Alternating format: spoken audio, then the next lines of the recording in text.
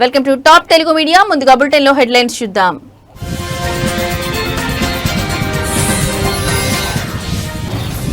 Group 1 పై Telangana high court కీలక తీర్పు. గతంలో ప్రకటించిన జనరల్ ర్యాంకింగ్ లిస్టు రద్దు.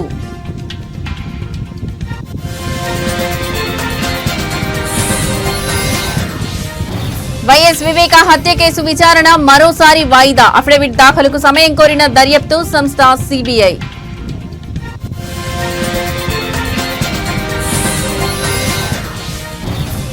ఆల్ టైమ్ రికార్డ్ బద్దలు కొట్టిన బంగారం. చరిత్రలో తొలిసారిగా 24 క్యారెట్ల పసిడి ధర 1,10,000.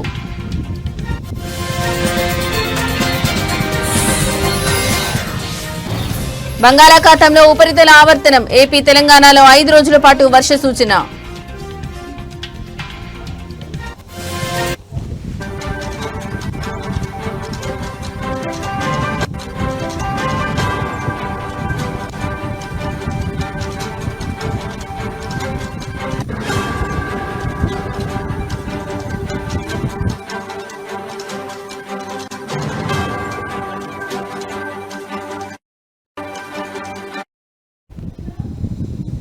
రైట్, ఇక బ్రేకింగ్ న్యూస్ చూస్తున్నాం. గ్రూప్ 1 పై తెలంగాణ హైకోర్టు సంచలన తీర్పు వెలువరించింది. గ్రూప్ 1 పిటిషన్లను కొట్టివేసిన తెలంగాణ హైకోర్టు మెయిన్స్ పరీక్ష పేపర్లను రివాల్యుయేషన్ చేయాలని టీజీపీఎస్సీకి ఆదేశం. రీవాల్యుయేషన్ ఆధారంగా ఫలితాలు వెల్లడించాలని టీజీపీఎస్సీకి ఆదేశం. సాధ్యం కాకపోతే పరీక్షలు మళ్లీ నిర్వహించాలన్న హైకోర్టు మెయిన్స్ మెరిట్ లిస్ట్ ను హైకోర్టు రద్దు చేసింది. మూల్యాంకనంలో అక్రమాలు జరిగాయని, పరీక్షలు రద్దు చేయాలని కొందరు అభ్యర్థులు హైకోర్టులో పిటిషన్ దాఖలు చేశారు. 2023 అక్టోబర్ 21 నుంచి 27 వరకు జరిగిన గ్రూప్ 1 మెయిన్స్ పరీక్షలకు 21,000 మంది విద్యార్థులు హాజరయ్యారు. ఆ పరీక్షల ఫలితాలను టీజీపీఎస్సీ ఈ ఏడాది మార్చి 10న విడుదల చేసింది. ఈ ఫలితాల్లో అభ్యర్థులకు వచ్చిన మార్కులపై అనేక అనుమానాలు తలెత్తాయి.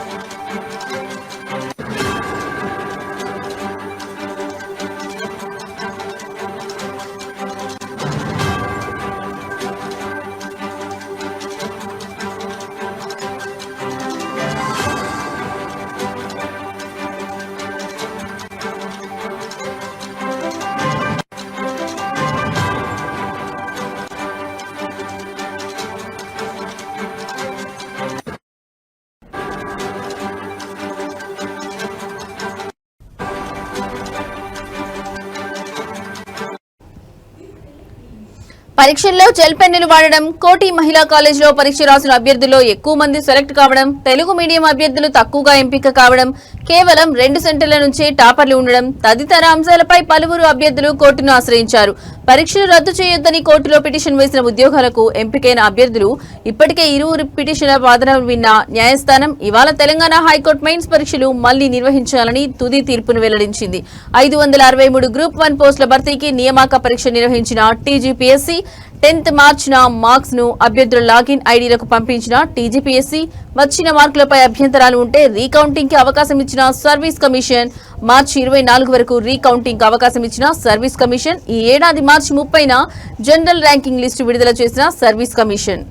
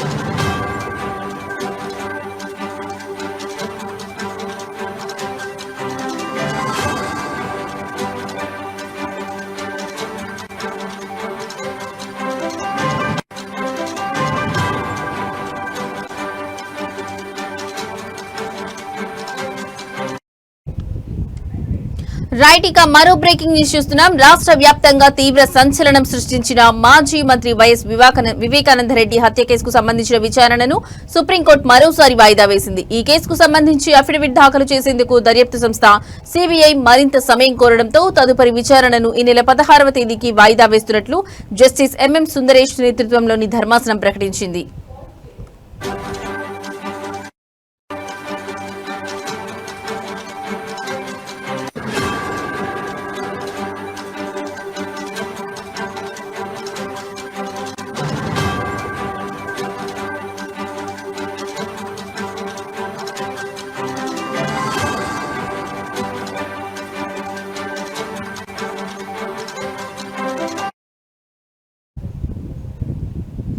వివేక హత్య కేసులో కుట్ర కోణంపై తదుపరి దర్యాప్తు అవసరమా లేదా అనే విషయంపై స్పష్టత ఇవ్వాలని గత విచారణ సందర్భంగా సుప్రీంకోర్టు సీబీఐని ఆదేశించిన సంగతి తెలిసిందే.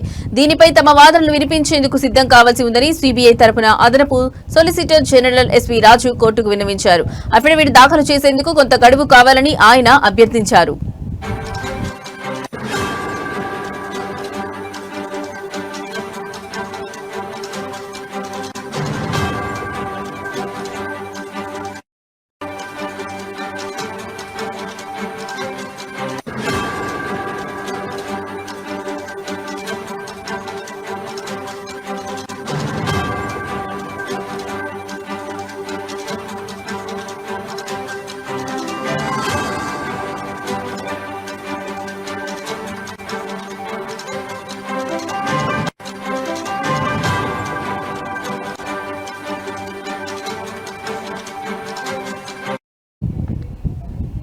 సీబీఐ చేసిన విజ్ఞప్తిని పరిగణలోకి తీసుకున్న ధర్మాసనం అందుకు అంగీకారం తెలుపుతూ విచారణను వాయిదా వేసింది. ఈ నెల 16న జరిగే విచారణలో సీబీఐ దాఖలు చేయబోయే అఫిడవిట్ కీలకం కానుంది.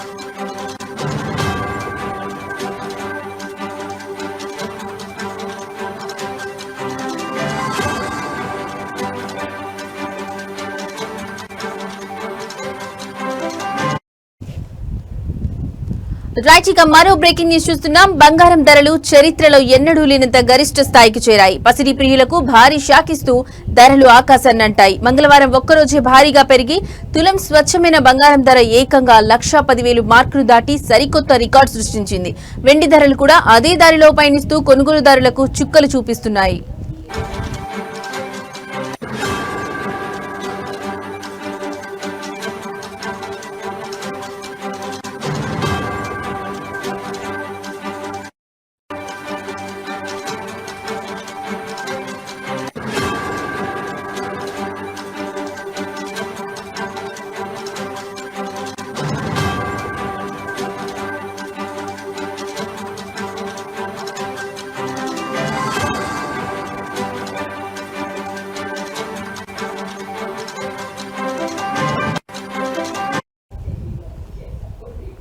హైదరాబాద్ బులియన్ మార్కెట్ లో ఇవాళ 24 క్యారెట్ల స్వచ్ఛమైన బంగారం తులంపై 1360 పెరిగింది. దీంతో దాని ధర 1,10,290కి చేరింది. అదేవిధంగా 22 క్యారెట్ల ఆభరణాల బంగారం ధర తులంపై 1,250 పెరిగి 1,01,000 వద్ద ట్రేడ్ అవుతోంది. ఆంధ్రప్రదేశ్లోని విజయవాడ, విశాఖపట్నం మార్కెట్లలో కూడా ఇవే ధరలు కొనసాగుతున్నాయి. బంగారంతో పాటే వెండి ధరలు కూడా భగ్గుమన్నాయి. హైదరాబాద్ మార్కెట్లో కిలో వెండిపై ఒక్కరోజే 3,000 పెరగడంతో దాని ధర 1,40,000 వద్దకు చేరింది. ఒకే రోజు ఇంత భారీ స్థాయిలో ధరలు పెరగడంతో బంగారం కొనాలనుకునే సామాన్య మధ్యతరగతి ప్రజలు ఆందోళన వ్యక్తం చేస్తున్నారు.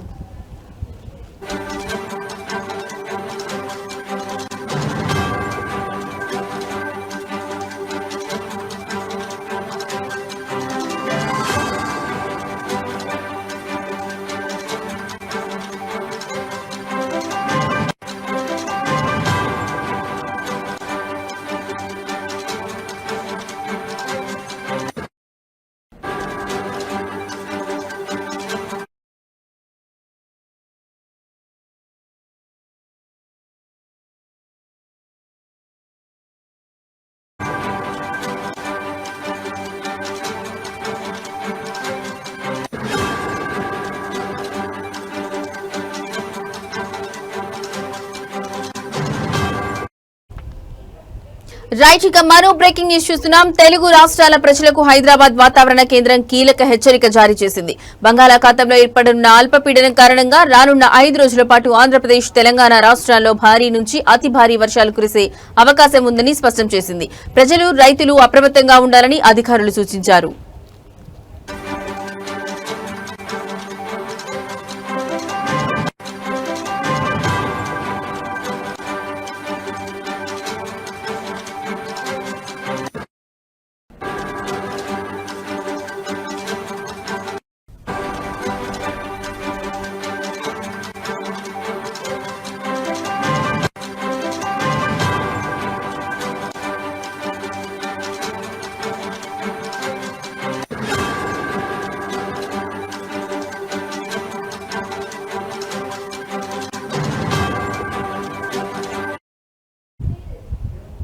హైదరాబాద్ వాతావరణ కేంద్రం విడుదల చేసిన ప్రకటన ప్రకారం 13వ తేదీన బంగాళాఖాతంలో అల్పపీడనం ఏర్పడనుంది. ఈ వాతావరణ వ్యవస్థ ఆంధ్రప్రదేశ్, తెలంగాణ, ఒడిశా రాష్ట్రాల వైపుగా కదిలే అవకాశం ఉందని అధికారులు అంచనా వేస్తున్నారు. దీని ప్రభావంతో రేపటి నుంచి 15వ తేదీ వరకు తెలుగు రాష్ట్రాల్లోని అనేక ప్రాంతాల్లో విస్తారంగా వర్షాలు కురుస్తాయని తెలిపారు.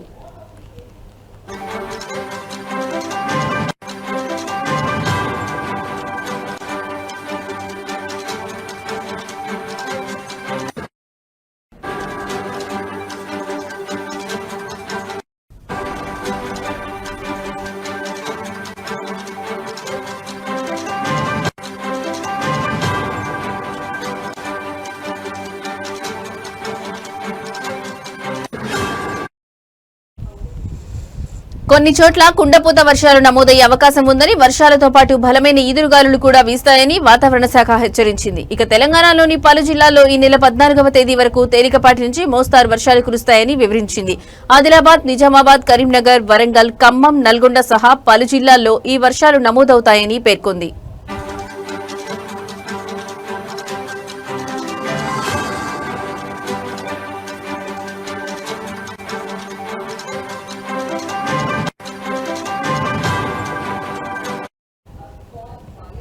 గడిచిన 24 గంటల వ్యవధిలో ఇప్పటికే వరంగల్, హనుమకొండ, ములుగు జిల్లాల్లో మోస్తరు వర్షపాతం నమోదైనట్లు అధికారులు వెల్లడించారు. వరంగల్లో అత్యధికంగా 5.92 సెంటీమీటర్ల వర్షం కురవగా కిల్లా వరంగల్లో 5.57 సెంటీమీటర్లు, గీసుకొండలో 4.50 సెంటీమీటర్ల వర్షపాతం రికార్డైంది.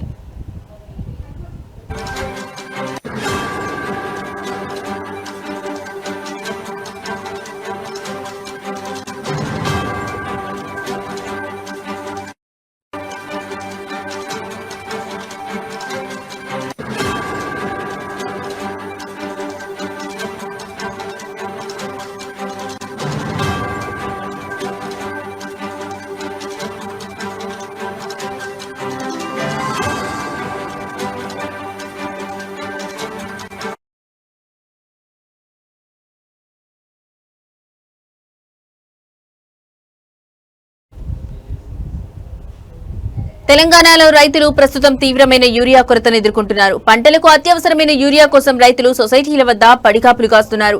గతంలో ఎన్నడూ లేని విధంగా రైతులు యూరియా కోసం పడరాని పాట్లు పడుతున్నారు.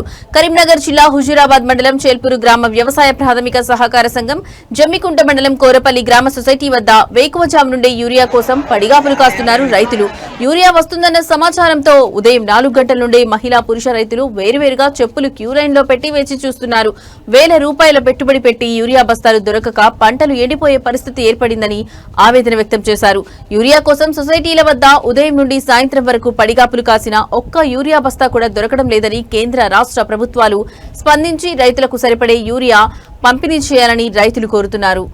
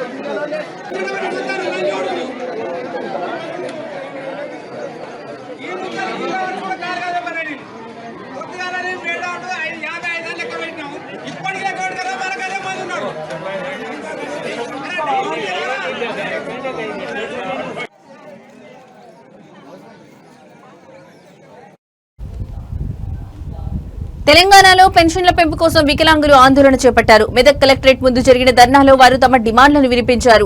ఈ సందర్భంగా వికలాంగుల హక్కుల పోరాట నాయకులు దండెళ్ల సామేల్ మాట్లాడుతూ రాష్ట్ర ప్రభుత్వం వికలాంగులను మోసం చేసిందని ఆరోపించారు. ఆంధ్రప్రదేశ్లో ఇస్తున్న విధంగా ఇక్కడ పెన్షన్లు ఎందుకు ఇవ్వడం లేదని ఆయన ప్రశ్నించారు.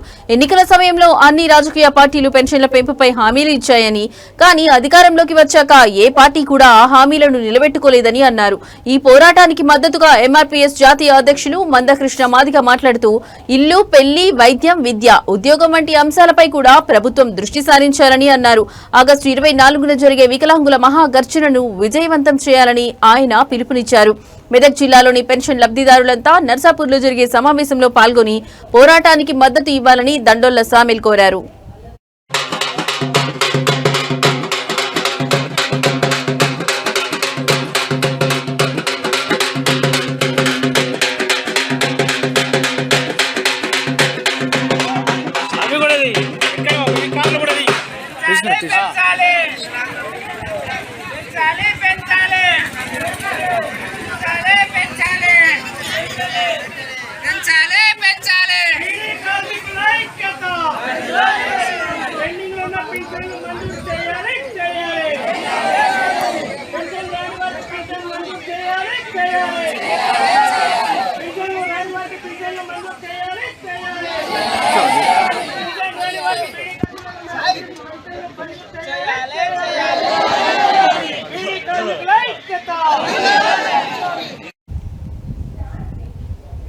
సంపూర్ణ అక్షరాస్యతతోనే దేశం అభివృద్ధి పథంలో దూసుకెళ్తుందన్నారు శ్రీకాకుళం ఎమ్మెల్యే గొండు శంకర్. శ్రీకాకుళం జిల్లా సింగుపురం జెడ్పీహెచ్ పాఠశాలలో 59వ అంతర్జాతీయ అక్షరాస్యత దినోత్సవం జరిగింది. ఎమ్మెల్యే సర్పంచ్ గుండా ఆదిత్యనాయుడు జ్యోతి ప్రజ్వలన చేసి కార్యక్రమాన్ని ప్రారంభించారు. ఈ సందర్భంగా ఎమ్మెల్యే మాట్లాడుతూ నిరక్షరాస్యత సమాజానికి పెద్ద మైనస్ అని, బడి ఈడు పిల్లలను ఎట్టి పరిస్థితుల్లోనూ బడుల్లోనే ఉంచాలని సూచించారు. చదువును మధ్యలో ఆపేసిన వారికి మళ్లీ చదువును కొనసాగించేలా ప్రోత్సహించాలన్నారు. అక్షరాస్యత ఉన్నప్పుడే మన హక్కులు విధులు అర్థమవుతాయని, అవగాహన పెరుగుతుందని చెప్పారు. వయోజనులకు విద్య అవసరం ఉందని, వారిని అక్షరాస్యులుగా చేయడం ద్వారా ప్రభుత్వ పథకాలపై అవగాహన పెంపొందుతుందని తెలిపారు. పిల్లలు చెప్పడం జరిగింది. ఒక వ్యక్తి అక్షరాస్యుడు అయినప్పుడు అతను కేవలం అక్షరాలు నేర్చుకోవడమే కాక కొత్త లోకాన్ని చూస్తాడు. తన గురించి, తన చుట్టూ ఉన్న ప్రపంచం గురించి తెలుసుకుంటాడు. అది కేవలం చదువు వల్ల మాత్రమే సాధ్యం. సరైన నిర్ణయాలు తీసుకోవడానికి శక్తిని పొందుతాడు. మరియు ఆర్థికంగా, సామాజికంగా ఎదిగే అవకాశాలను కూడా కల్పించుకుంటాడు చదువుకున్న వ్యక్తి. అక్షరాస్యత అనేది వ్యక్తికి స్వయం అభివృద్ధికి, ఆత్మవిశ్వాసానికి మరియు సమాజంలో గౌరవంగా జీవించడానికి అవసరమైనటువంటి సాధనం. విద్య అనేది ప్రతి ఒక్కరి ప్రాథమిక హక్కు. అక్షరాస్యత ఆ హక్కుకు పునాది. మహిళా అక్షరాస్యత పట్ల మనం ప్రత్యేక శ్రద్ధ తీసుకోవాలి. ఒక మహిళ అక్షరాస్యురాలు అయితే ఆ కుటుంబం మొత్తం విద్యావంతులు అవుతారు. అలాగే సమాజం కూడా పురోగమిస్తుంది. ఎందరో మహానుభావులు చదువును ఆయుధంగా ఉపయోగించి సమాజాన్ని వెలిగించారు. వారిలో ఒకరు డాక్టర్ బాబాసాహెబ్ అంబేద్కర్. తెలంగాణలో యూరియా కొరత రైతులను తీవ్ర ఇబ్బందులకు గురిచేస్తుంది. హనుమకొండ జిల్లాలోని పరకాల రైతు వేదిక వద్ద వెలుగులోకి వచ్చిన ఒక ఘటన ఈ సమస్య తీవ్రతను స్పష్టం చేస్తోంది. జ్వరం వచ్చినా తన చిన్నారి కూతురికి సిరప్ తాగిస్తూ ఒక మహిళా రైతు యూరియా కోసం గంటల తరబడి పడిగాపులు కాసింది. యూరియా కోసం వేచి చూడాల్సిన దుస్థితి ఏర్పడడంతో ఇంట్లో పిల్లలను ఒంటరిగా వదిలి వెళ్లలేక వారిని కూడా వెంట తెచ్చుకోవాల్సి వచ్చిందని ఆ తల్లి ఆవేదన వ్యక్తం చేసింది. ఈ దృశ్యం ప్రస్తుతం సామాజిక మాధ్యమాల్లో వైరల్ అవుతోంది. రైతులు పంటల అవసరాల కోసం తీవ్ర ఇబ్బందులు పడుతున్నారని, ప్రభుత్వాలు వెంటనే స్పందించి ఈ సమస్యను పరిష్కరించాలని నెటిజన్లు డిమాండ్ చేస్తున్నారు.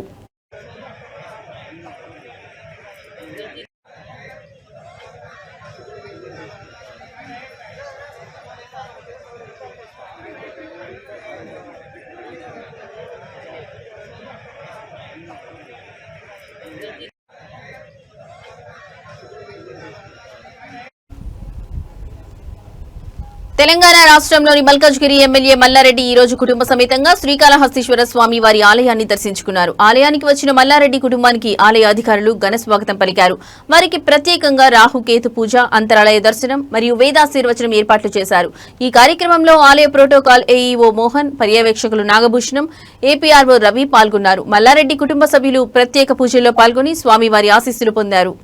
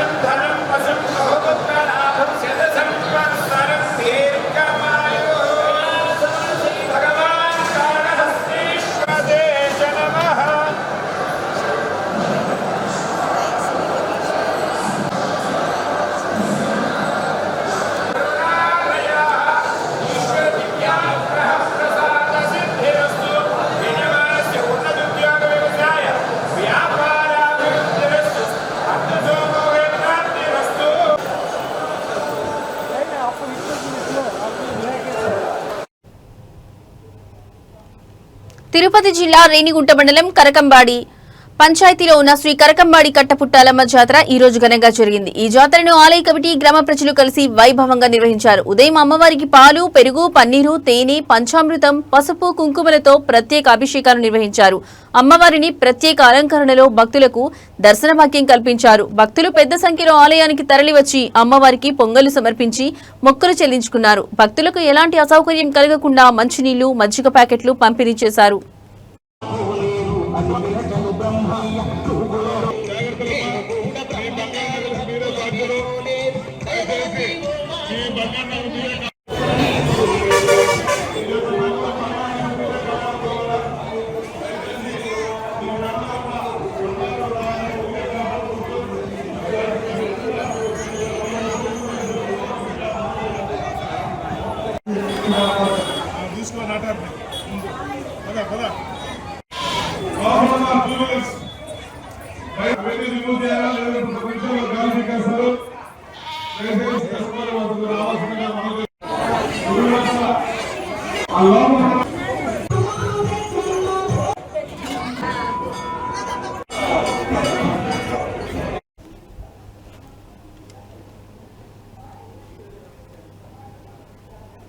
ఇవి ఇప్పటివరకున్న బులెటిన్ అప్డేట్స్. నమస్తే.